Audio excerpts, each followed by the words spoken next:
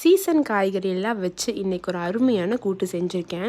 இந்த Kerala peoples mostly என்ன பண்ணுவாங்க அப்படின்னா, இந்த மாதிரி நிறையா வெஜ்ஜீஸ் அவங்க உடம்புல சேர்த்துக்குவாங்க. அதுவும் எல்லா காய்கறியும் கலந்து சேர்த்துக்குவாங்க. அது அவங்களுக்கு ரொம்பவே எனர்ஜி கொடுக்கும். இன்னொன்று எல்லா காய்கறியும் போட்டு செஞ்சால் டேஸ்ட்டும் சூப்பராக இருக்கும். இன்றைக்கி நான் வந்து இந்த சீசனில் வைக்க காய்கறிலாம் வச்சு நான் வந்து ஒரு கூட்டு மாதிரி செஞ்சுருக்கேன். எப்படி செய்கிறதுன்னு பார்க்கலாம். எண்ணெய் ஊற்றி கடுகு போட்டு வெங்காயம் கருவேப்பிலை எப்பவும் போல் போட்டு வதக்கிடுங்க.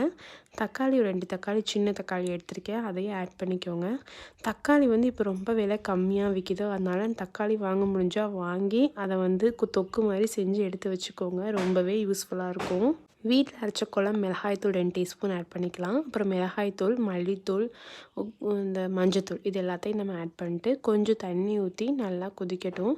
அந்த கொதிச்சிட்ருக்க டைமில் வந்து கொஞ்சம் மட்டன் மசாலாவும் உள்ளே ஆட் பண்ணிக்கலாம். நம்மளுக்கு மட்டனோ சிக்கனோ அந்த வாசத்துக்காகங்க லைட்டாக.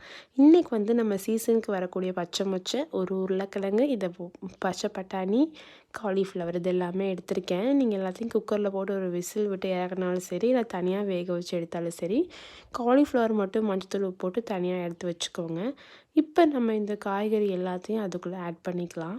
போட்டு நல்லா மிக்ஸ் பண்ணி சால்ட்டு போட்டு லைட்டாக தண்ணி தெளித்து மூடி விட்டு வேக விட்டிங்கன்னா அவ்வளோதாங்க. ஒரு டைமில் வந்து நல்லா சுண்டி கூட்டு மாதிரி வந்துடும். அவ்வளோ டேஸ்ட்டாக இருக்குங்க. காரசாரமாக தயிர் சாதத்தோடு வச்சு சாப்பிடும்போது, இல்லை சூடாக சாதத்து கூட பிணைஞ்சு சாப்பிடும்போது அவ்வளோ டேஸ்ட்டாக இருக்கும். கண்டிப்பாக ட்ரை பண்ணி பாருங்கள்.